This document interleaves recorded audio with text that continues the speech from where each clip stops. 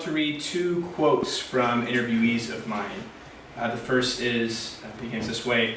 The reality is that being a rabbi, I think, in the 21st century is to be a jack of all trades. And we moved into, I think, a world in which being that kind of Renaissance character isn't really possible. You can't know about everything, and people are not all going to be good at everything that the job demands of them, end quote. And another, in America anyway, pastors are expected to be the last great generalist, right? We have to know everything. We have to know how to run a business. We have to know how to do HR. We have to know, strategic leadership. We have to know how to exegete a passage. Like, who knows all this stuff, right? I didn't learn any of this, end quote. These two quotes are from two different individuals from two different countries from two different faiths. But the striking similarity, which was echoed over and over again, is that the broadening role and the difficulty or impossibility, perhaps, of theological education to constantly prepare their students for this new reality. A bit on the role of clergy.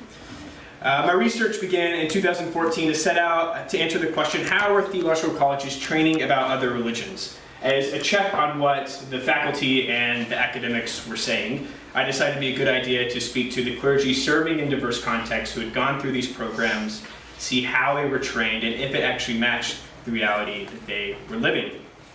In the process of speaking to them about this, it became clear that their job description and the self-understanding of what it meant to be a religious leader had radically shifted in recent times.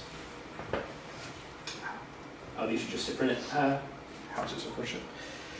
For centuries, theological colleges have been training tomorrow's clergy in the histories, the language, texts, and theologies of their respective faith traditions, which is a very classical model of theological education.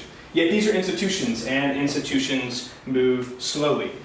There are large swaths of responsibility that clergy are expected to fulfill that are not addressed in theological curriculum.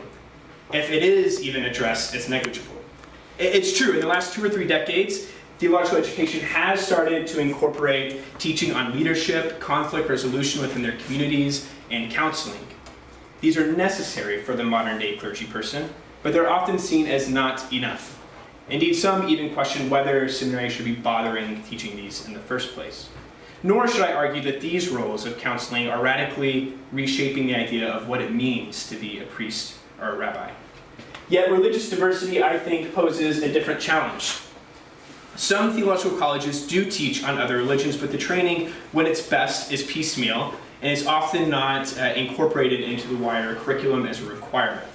The lagging behind of these institutions to adapt to social change and religious diversity has allowed clergy the space to shape their own role in unprecedented ways, shaping their views and theologies and methods on the experiences in the world around them, not from their ordination requirements. As the interviewee put it, a poor old church that has to learn from the world how to be the church. Give that a second. I would like to argue that social change, these fewer resources, the diversity, the less trust in institutions, new manifestation and understandings of what faith actually means, has broadened and diversified the role of our clergy. More specifically, the presence of other religions has granted more authority to these priests and rabbis in local areas. Through the formation of partnerships and cooperative social action, the development of theologies surrounding religious difference, and the forging of alliances in the wake of political events. This, in summary, has created a clerical body more engaged in the public square and small p politics, raising the levels of social and spiritual capital. Which brings me back to the title of my talk, how is diversity in politics affecting our clergy? It must be clear that most clergy are responding in some way, but the question underpinning it is how and why they're doing so. The least helpful assumption one can make, I found, is to assume all faith groups are brought to the table and engage with difference for the same reasons. That's hardly the case. I want to briefly talk about the 5 most common motivations I found based on my research.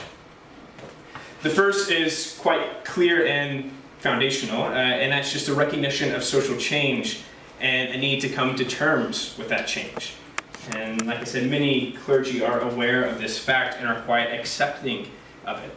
And they do think about how to deal with difference and cooperation with this wider community. So these are just projected religious landscapes on my 2 fieldwork sites, which are specifically London and New York. These are the national trends that are expected. The second is intermarriage and the diversification of congregations across faith lines to religious diversity making its way into the halls of our worship. I spoke to many priests predominantly and some rabbis who talked about on any given Sunday there will be people who are not of their faith commitment in their pews, usually through intermarriage. And this leads clergy to rethink the way that they are preaching and they are leading a service. And it's not just among the usual suspects, i.e. kind of left-wing Christian clergy. I was interviewing an evangelical minister who talked about 5% of his congregation on any given Sunday is Jewish and 15% is agnostic. And I think I came into it thinking like, well, you must be trying to convert them or something like that, or how are you teaching about evangelism? And he said that this reality led him to avoid evangelical terms altogether. It made him rethink the way that he delivered his sermons.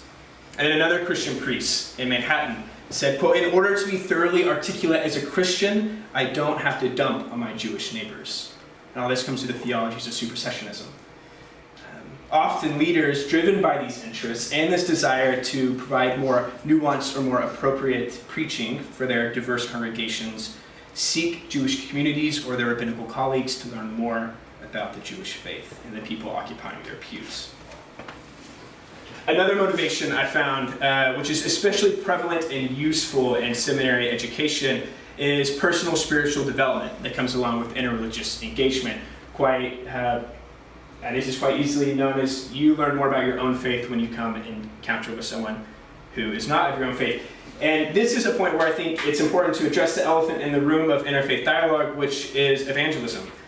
Without going too far into it for this short time, I found that evangelicals are largely misunderstood in the interfaith arena, with most evangelicals are actually very interested in fostering relationships with other faiths, at least in my fieldwork sites, but in a way which all groups can be very honest about their own faith commitments. Their critiques of interfaith is that they can't actually share what they truly believe. They want to, and then most of them would say, most, not all, that conversion is not up to the individual, it is up to the Holy Spirit. So they are there to be good neighbors and to love on those around them. Conversion is left to the Holy Spirit. But it should be said, proselytization in interfaith settings have been very damaging, so that definitely happens. This is an interesting picture. This is of evangelicals at a Jewish conference who are raising their hands in worship in a pro-Israeli function. One of the most common and well-documented motivators for engagement is social action. In the UK, faith communities often work together to address social needs such as poverty, homelessness, migration issues, and hunger through interfaith partnerships or community organizing initiatives. This gives them a more public face in the wider community. In the United States, clergy would often speak at lengths about addressing the systemic issues of poverty, perhaps to do with the innate revolutionary nature of Americans when compared to the British. For example, I would have priests and rabbis talk at length about how they were on the front lines of the Occupy movement or how they were marching for Black Lives Matter, and it would take further questioning for me just to learn about what they were doing to provide homeless shelters, food banks, etc. The last motivation I want to talk to is about civic values, which draw on shared national values as a whole, and this is the most dynamic and complex motivation. Whether as America is a history for those fleeing religious persecution, in the image of a melting pot, to the establishment of the Anglican Church to be an advocate for all faiths, this motivation moves beyond the recognition of social change by actively accepting and appreciating diversity, often doing so in response to current events and what's happening around them. Most interesting component of this was I was in New York during the presidential election, and then in the UK following the spike in hate crimes. The presidential election, this one I want to talk about very briefly at the end. The election was frequently referred to leading up to Election Day, often in criticism of the then Republican nominee Donald Trump. Particularly the Jewish community, his language concerning Muslims was a call for attention, if not alarm. After the election, civic values, what it means to be American, these religious leaders were using these words and these phrases to really encourage engagement, advocate for religious diversity, and providing resistance to the new administration. Formal displays of solidarity arose, particularly among the Jewish and Muslim communities. Jonathan Greenblatt, president of the ADL, famously said, if there was a Muslim registry, quote, this proud Jew would register as a Muslim, to the loudest applause of the day. I was at the conference. To the establishment of the Muslim Jewish Advisory Council. Interestingly enough, Jews and Muslims often use the word alliance over and over and over again to talk about their need and their cooperation with each other, despite whatever issues were happening with Israel and Palestine. In the UK, clergy respond to and combat hate crimes, and I'm running out of time.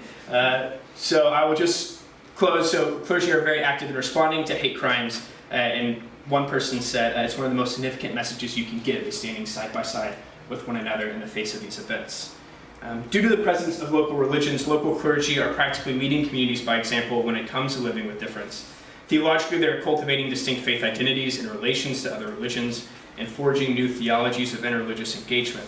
They're also forming institutional partnerships that address common needs and create networks of trust, solidarity, and support, networks that have proven beneficial and been strengthened by recent political events. And I'm out of time, so thank you.